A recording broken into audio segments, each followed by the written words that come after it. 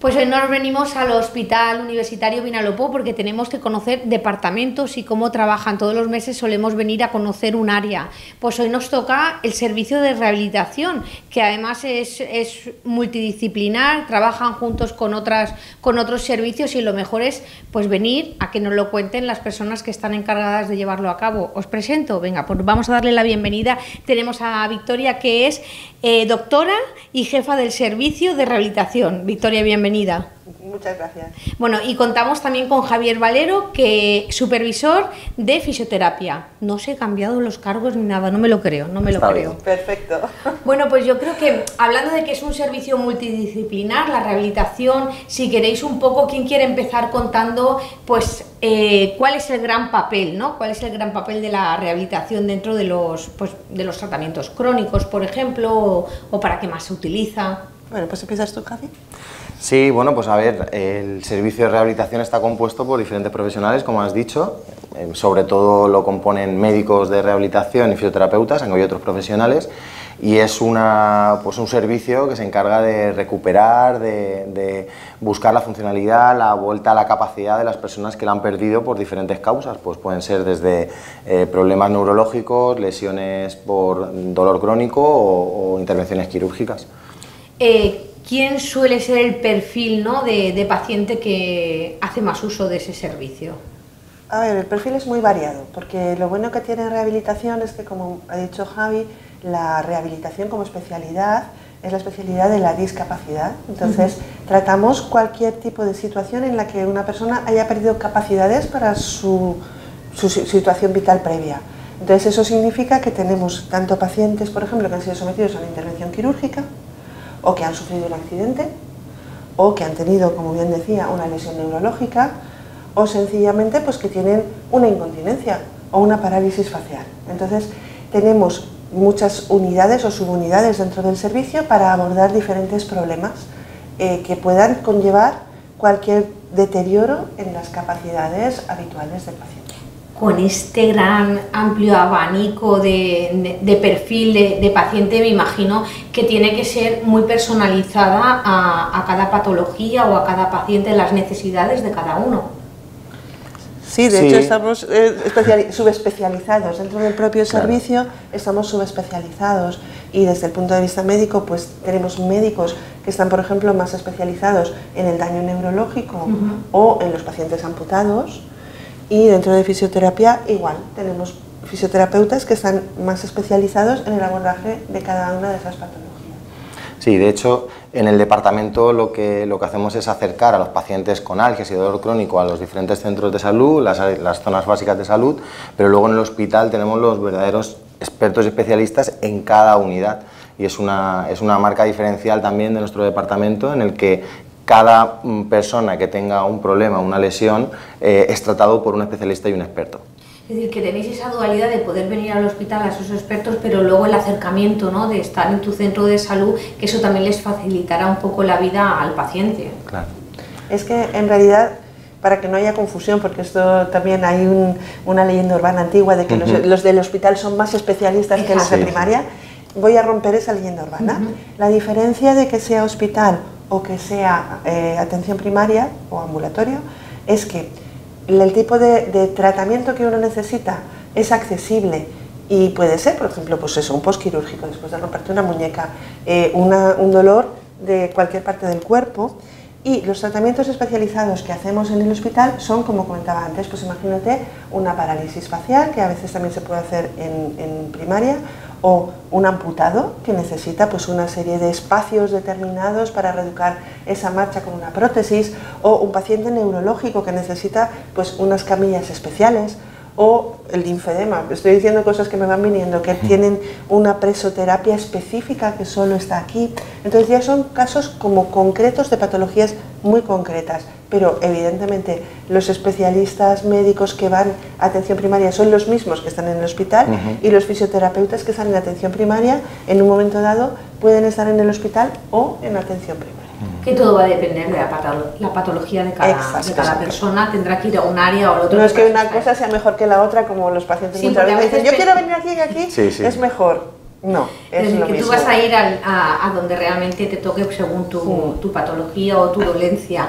Bueno, y los pacientes, por ejemplo, estamos hablando de rehabilitar, ¿no? De que trabajáis de forma multidisciplinar, pero claro, los pacientes pueden ayudarnos a trabajar mejor, ¿no? Porque yo sé que vuestra labor como docente es como un poco hacernos partícipe de nuestras recuperaciones siempre. Por supuesto, y además parte de nuestro trabajo pues al final es generar pues esa adherencia, esa alianza terapéutica con el paciente para que ellos tengan pues un afrontamiento activo que va luego a generar pues una eficacia y una eficiencia en el tratamiento. O sea que es muy importante que ellos ayuden y que tomen parte de su tratamiento haciendo caso pues a los profesionales sanitarios. Y luego cuando vuelven a casa con rehabilitaciones, por ejemplo, se me ocurre en tratamientos posoperatorios, más tipo trauma, luego pueden seguir ellos, se les dan unas pautas, por ejemplo, para poder seguir en casa. Claro, es que como comentaba Javi, necesitamos una alianza terapéutica, entonces es muy importante desde esa primera consulta en la que muchas veces el paciente viene agobiado, con expectativas que hay que intentar averiguar cuáles son, porque muchas veces ni siquiera te las cuentan, y con una idea preconcebida de qué va a pasar. A partir de ahí hay que desmontar un poco a veces todas esas cosas que el paciente trae para volver a construir juntos cuál va a ser el plan terapéutico, qué objetivos tenemos, porque a lo mejor hay que asumir que en un momento dado puede haber una secuela y que lo que vamos a buscar es la menor secuela posible y la mejor adaptación a esa secuela. Y en eso es donde entra el papel activo del paciente. El paciente tiene que saber qué estamos buscando, hacia dónde vamos, porque entonces entenderá mucho mejor esas tareas que desde muchas veces el gimnasio o desde la propia consulta se les indican para continuar. Si yo tengo muy claro que mi objetivo es pues dejar de cojear y me dan una serie de ejercicios para trabajar en el pasillo de mi casa y hacer punta talón no sé cuántas veces cada día, yo ya sé que estoy haciendo eso porque mi objetivo último es dejar de cojear. Pero si a mí me dicen, haz esto, pues claro, a lo mejor no lo tengo tan claro y me da pereza. Entonces, la alianza terapéutica es fundamental y la comunicación es fundamental. Y un detalle importante, y aprovechando que tengo el micro, la comunicación es bidireccional, que muchas veces los pacientes no se atreven a decirte cosas o piensan que tú ya lo sabes, y muchas veces necesitamos saber cuáles son sus expectativas o qué es lo que ellos esperarían para poder decirle, pues sí, vas por buen camino, esto va a ser así, o decirle, mira, lo siento mucho, pero eso que tú esperas no va a ser posible.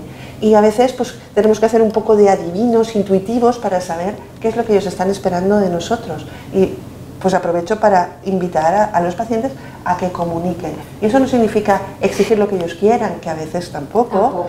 Sino comunicar, decir lo que esperan o los miedos que tienen. A veces el miedo es un compañero malísimo de viaje en una rehabilitación, y si no explico a qué tengo miedo, nosotros no podemos quitarle ese miedo, como por ejemplo ellos trabajan muy bien la kinesiofobia.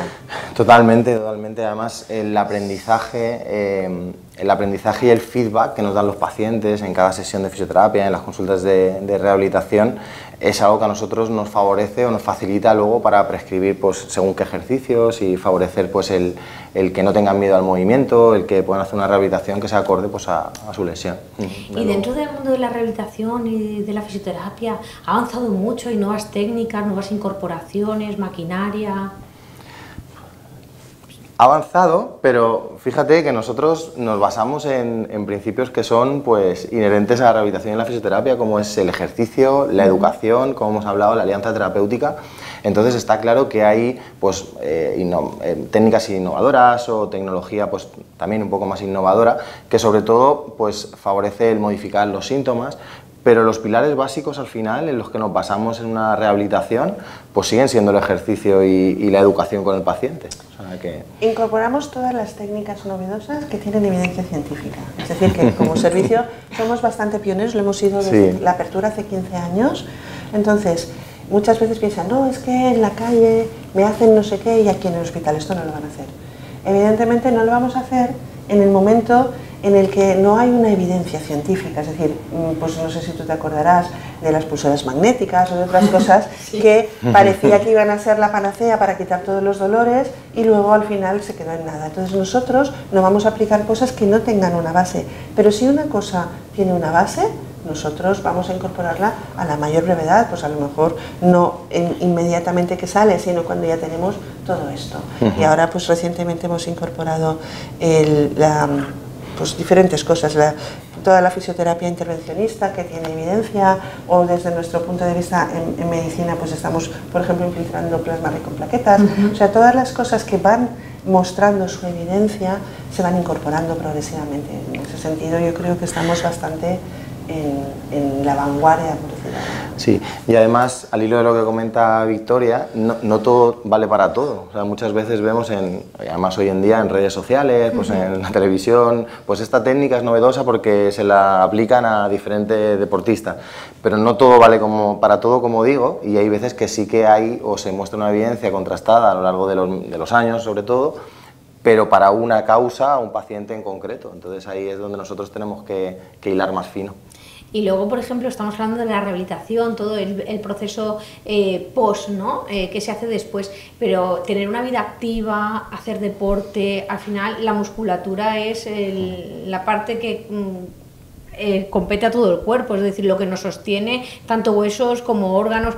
Es importante, ¿no?, cambiar esa visión, que también para ello lleváis programas en activo desde otros departamentos para que la gente sepa que mantenerse activo es muy importante para enfrentarse luego a cualquier patología. Sí, bueno, pues al final la prevención, ¿no? La prevención de las enfermedades, pues es lo que también nosotros como sanitarios nos tenemos que dedicar. Y sí, claro, un paciente que es activo y que afronta de manera activa, como digo, pues a sus tareas, a sus actividades de la vida diaria, pues luego va a tener unos mejores resultados en cualquier proceso de rehabilitación. Eso es sin duda, y por eso siempre estáis con los programas de actividad para que la gente se mueva, y que nunca es tarde, es decir, cualquier edad es buena para empezar a moverse y para hacer musculatura, que parece que la musculatura solo depende de gente joven, pero la gente mayor también puede hacer ejercicios de fuerza, ¿verdad? Absolutamente. Lo que pasa es que va cambiando, es decir, la gente joven tiene una capacidad y una resistencia que una persona mayor no va a tener, pero sí que tenemos que adaptar. Y es verdad que con el aumento de la expectativa de vida tendremos que ir cada vez incorporando mucho más esas pautas de envejecimiento activo. Afortunadamente los medios estáis contribuyendo mucho a esto, y yo creo que a todo el mundo ya le suena lo del envejecimiento activo. ¿Qué sucede? Que todavía tenemos una generación de transición a la que esto todavía le chirría un poco, y muchas veces el paciente en la consulta dice: pero yo, ¿cómo me voy a poner a hacer ejercicio si me duele todo? Le dices: pues precisamente por eso tenemos que empezar a hacer ejercicio. Y de ahí estos programas que lideramos de Muévete, en los que, por ejemplo, pues se coge y se adapta el ejercicio a la capacidad física del paciente. Y bueno, no solo desde el hospital, sino desde otros ámbitos, como a nivel municipal, esos talleres para personas mayores, etcétera. Y es importante porque no solo, y además la neurociencia cada vez lo demuestra más, y por suerte en España tenemos grandes divulgadores de neurociencia que lo van explicando, que nuestro cerebro va a estar mucho mejor si nuestro cuerpo se mueve. Entonces, yo creo que a una inmensa mayoría nos preocupa cuando nos hagamos mayores qué pasa con nuestro cerebro, pero lo que pase con nuestro cerebro también tiene mucho que ver con lo que pasa con nuestro cuerpo, y ahí es donde tenemos que ir generando conciencia para que cada vez más este envejecimiento activo sea una realidad. Y si esto lo relacionamos con el mundo de la rehabilitación y con el servicio de rehabilitación y fisioterapia, nos damos cuenta cuando nos falta, cuando nos duele algo, cuando hemos tenido un accidente, cuando nos falta movilidad, y sobre todo a causa a lo mejor de una patología mayor o de un traumatismo, y es cuando decimos: uy, pues yo antes estaba mejor, ¿no? Me podría haber cuidado un poco más. Sí. Hay mucha gente que a lo mejor esa chispa o ese cambio que se produce después de un accidente o alguna lesión le hace cambiar sus hábitos y su conducta, y luego pues te encuentras que es el que más ejercicio, que tampoco es bueno de momento hacer muchísimo ejercicio sin una programación, pero es un cambio de chip que se produce en el paciente cuando ha tenido alguna lesión y cambia sus conductas. O sea, que bien. Bueno, pues yo me voy a quedar con una cosa, que estamos en buenas manos, que el Hospital Universitario Vinalopó tiene un buen servicio de rehabilitación y fisioterapia, que trabajan conjuntamente con otras disciplinas y que nos hacen activos en nuestra recuperación, y luego por otro lado, por supuesto, que nos escuchan. La parte de la comunicación que ha dicho la doctora también me ha gustado mucho, así es que muchísimas gracias a los dos por recibirnos. Un placer. A vosotros.